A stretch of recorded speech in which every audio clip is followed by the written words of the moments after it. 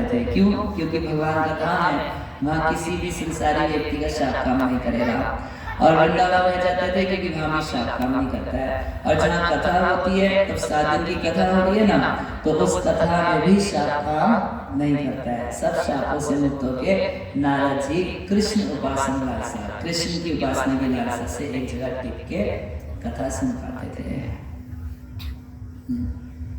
ऐसा होता है, भगवान का मंदिर या भगवान का धाम जो होता है उसकी सुरक्षा डायरेक्ट भगवान करते हैं।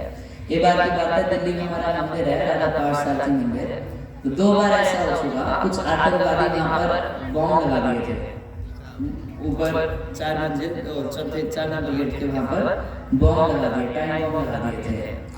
और ऐसा हुआ 2 बार ऐसा हो चुका कि बॉम्ब लगा दिए इस इच्छा से कि पूरा मंदिर को उड़ा देंगे, और दोनों बार बॉम्ब फटा ही फेल कर गया।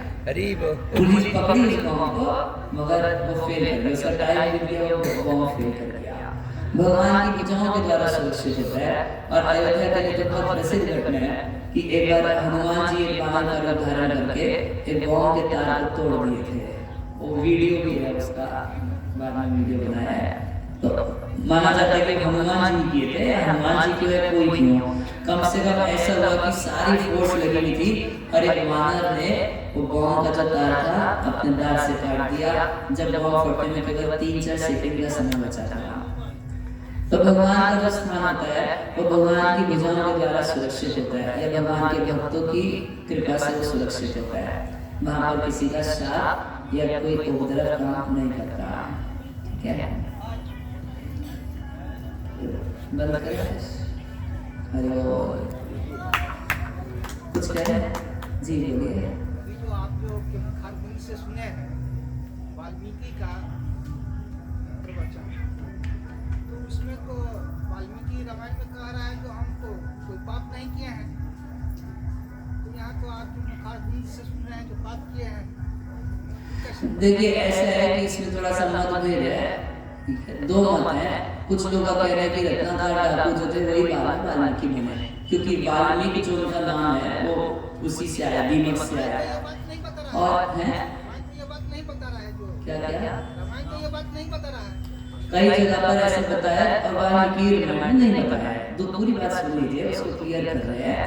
और दूसरी बात ये है कि अगर वाल्मीकि जी कह रहे हैं कि हमारा पाप नहीं है, तो जैसे एक बार उन्होंने राम का नाम लिया तो उनके सारे पाप उसी समय खत्म हो गए। स्वयं भगवान भी भक्त के पूर्व के किए पापों को याद नहीं करते, न भक्त को उसकी कोई आवश्यकता रह जाती कि वो ही याद करे कि हमने पूर्व में पाप किए।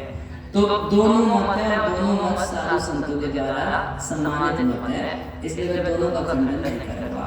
आपको जो मानना है सो मान लीजिए। दोनों साधु संतों द्वारा सम्मानित मत है। कुछ का कहना ऐसा हुआ, अगर ऐसा हुआ भी था तो भी इससे वाल्मीकि के आराध्य भगवान राम के नाम की महिमा जो उन्होंने संपूर्ण रामायण में लिखी है, नाम की ही महिमा संपूर्ण रामायण में लिखी है, वही महिमा की पुष्टि होती है और दूसरी कोई बात पुष्ट नहीं होती है। और ऐसा नहीं भी हुआ था, मान लो रत्नाकर और वाल्मीकि जी अलग अलग थे तो उसमें भी कोई समस्या नहीं है। बात ये कि अब जो रामायण की शिक्षा है उसको जीवन में उतारना है, मतलब झगड़े में पड़ना है कि ऐसा क्यों है वो ऐसा क्यों। उसकी दोनों तरफ से शिक्षा ये है कि भगवान का नाम लेने से ही जीव का कल्याण होगा, तो अब हम नाम ये बात है। अब भक्त को इस बात का दुख भी नहीं होता यदि कोई भक्त पूर्व काल में किसी कारण पापी भी रहा हो, अगर भगवान उसका उद्धार कर देते हैं और गदगद महसूस करता है। अब कई बार तो भक्त ऐसा करते हैं जो पापी नहीं होते तो अपने को पापी बोलते हैं, ऐसे भी भक्त हैं। जैसे प्रहलाद महाराज है, तो प्रहलाद महाराज अपनी स्तुति में कह रहे हैं हरे उग्र जाते, तेरे बड़े बड़े देवता स्तुति से आपको संतुष्ट नहीं कर पाए, तो मैं तो उग्र जाति में जन्म लिया। अच्छा ठीक है, तुम उग्र जाति में जन्म लिए, तुम पापी कैसे हो गए? तो कह रहे नहीं, क्वाहम रजत तमो अधिकः, कह रहे मुझमें रजोगुण तमोगुण और पाप ही ज्यादा है। कह रहे मेरी इंद्रियां जो है वो हमेशा संसार में भक्ति रहती है। प्रहलाद महाराज की इंद्रियां के संसार में भक्ति थी, हम सब जानते हैं, मगर दैन्यता इस तरीके से बोल रहे हैं। तो अनेक पक्ष हैं, दोनों का साधा संबंध है, हम दोनों का सम्मान करेंगे। ठीक है, और किसी की कोई जिज्ञासा? यस जी कार्तिक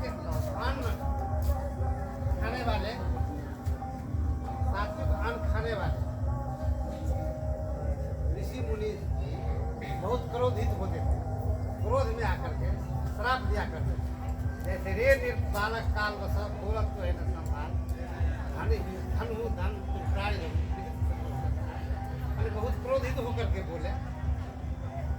एक जगह है हरिश्चंद्र नाटक है, हरिश्चंद्र को जब दक्षिणा देने के लिए कहा गया तो कहा कि हम तुम्हें इतना सताऊंगा इतना तपाऊंगा कि वही भी कांप जाएगी। हरिश्चंद्र तुम हो तो क्या दुनिया पाए। इस तरह से क्रोधित सात्विक भोजन करने वाले ऋषि मुनि क्या करते हैं, इसका क्या करते हैं?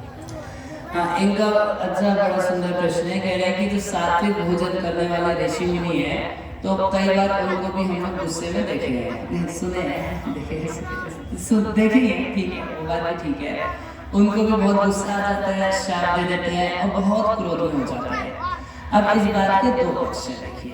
पहला पक्ष ये है, शिव भगवान को मोहे ऐसे भगवान, शिव जी ब्रह्मा जी को भी मोहित कर देते हैं भगवान की माया, और इसी के लिए तो लोग निरंतर भगवान का भजन करते हैं, तुलसीदासी कहते हैं।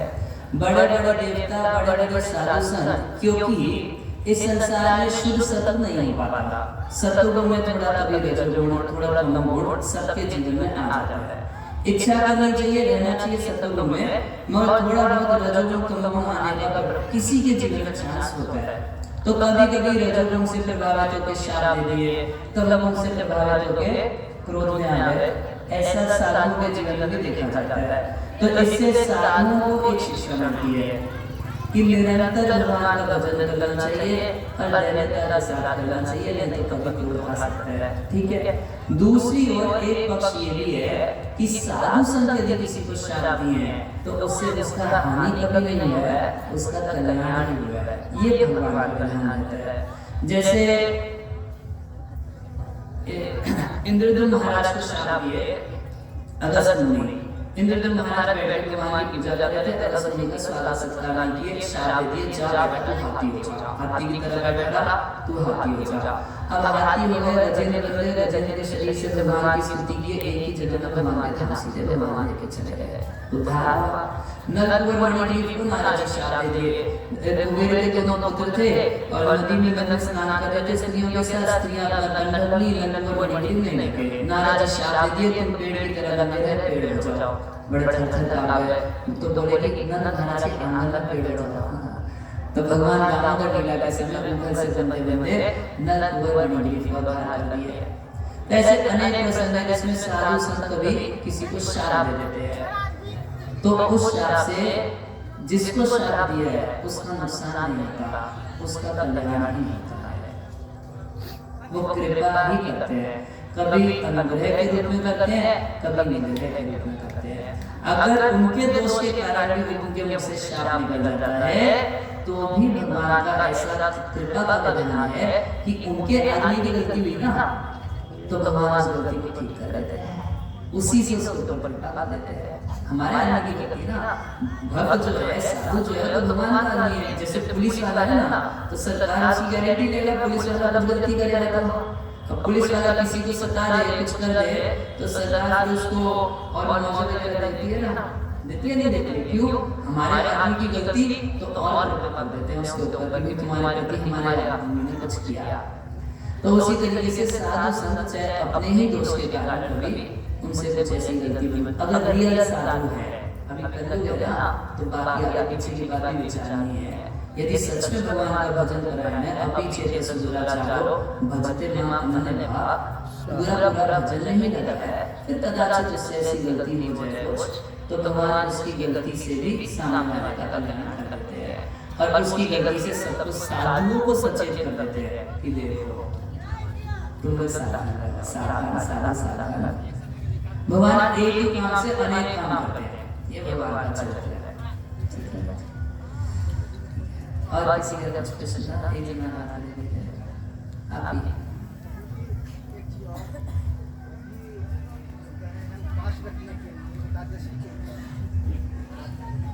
तो इसमें तो है कलयुग के वर्णाम धारा,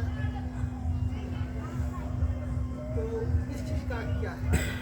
इनका प्रश्न ये है कि कलयुग केवल नाम धारा और तो फिर व्रत रखना आदि ये सब क्यों कहा जाता है?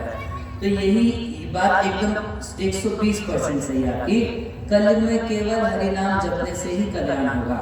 उस हरि नाम को ठीक से जपने के लिए और अच्छे से जपने के लिए, नाम ले सकने के लिए, जैसे कुछ उपवास किए जाते हैं। जिस दिन आप उपवास नहीं करते उस दिन हमारी इंद्रियां भागती हैं। जैसे खा लिए तो ज्यादा भात खा लिए तो सोना चाहते हैं, होता है नहीं होता है? अच्छा, खा पी लेते हैं फिर उसके बाद कुछ काम करना चाहते हैं, भजन नहीं करना चाहते हैं।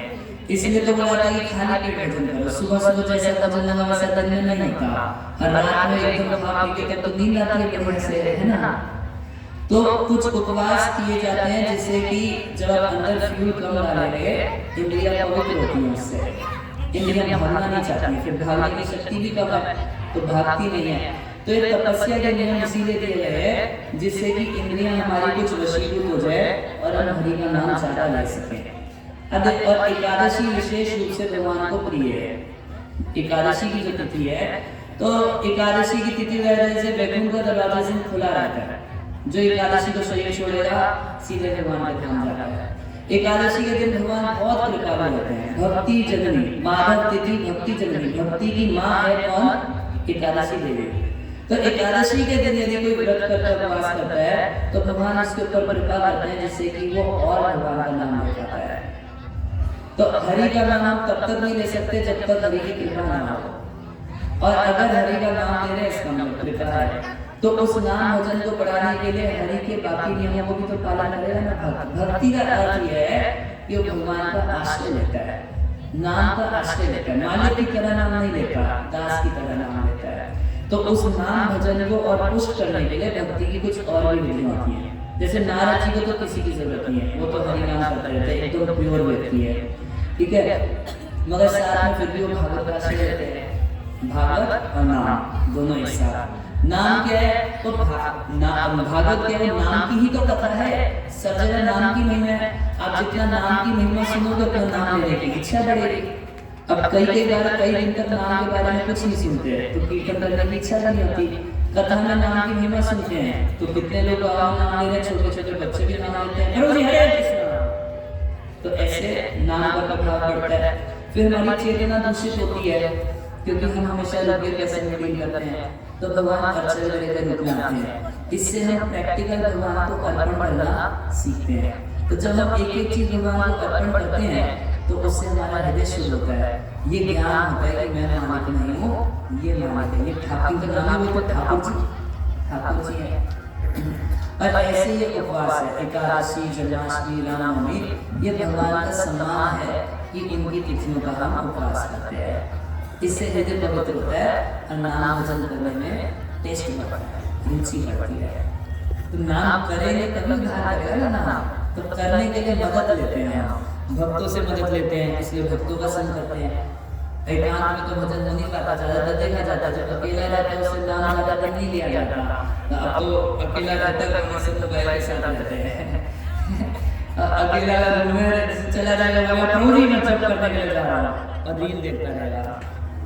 अभी तो माया का इतना प्रभाव है ना, इसलिए भक्तों का संग चाहिए। भक्तों के संग में जब अच्छा हो जाता है, कथा चाहिए, कथा से ज्ञान बना रहता है, जब अच्छा हो जाता है, पूजा करते हैं भगवान की, अर्पण करना सीखते हैं, जब सुधरता है उससे मालिक का भाव तो होता है, दास का भाव होता है।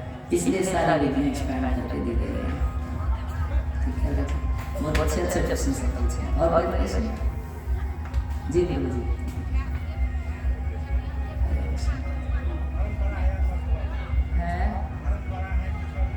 ये बड़ा थकेला प्रश्न है। धर्म बड़ा है कर्म, ये पहले जमाने में लोग पूछा करते थे, पुराने जमाने के लोग पूछते थे। आज से 10 साल पहले, 15 साल पहले ये सब प्रश्न बहुत प्रसिद्ध होते थे जब लोग धार्मिक नहीं होना चाहते थे। सीधी सी बात है, धर्म पूर्वक कर्म करना धर्म बड़ा है। कर्म आप हमेशा नहीं कर सकते।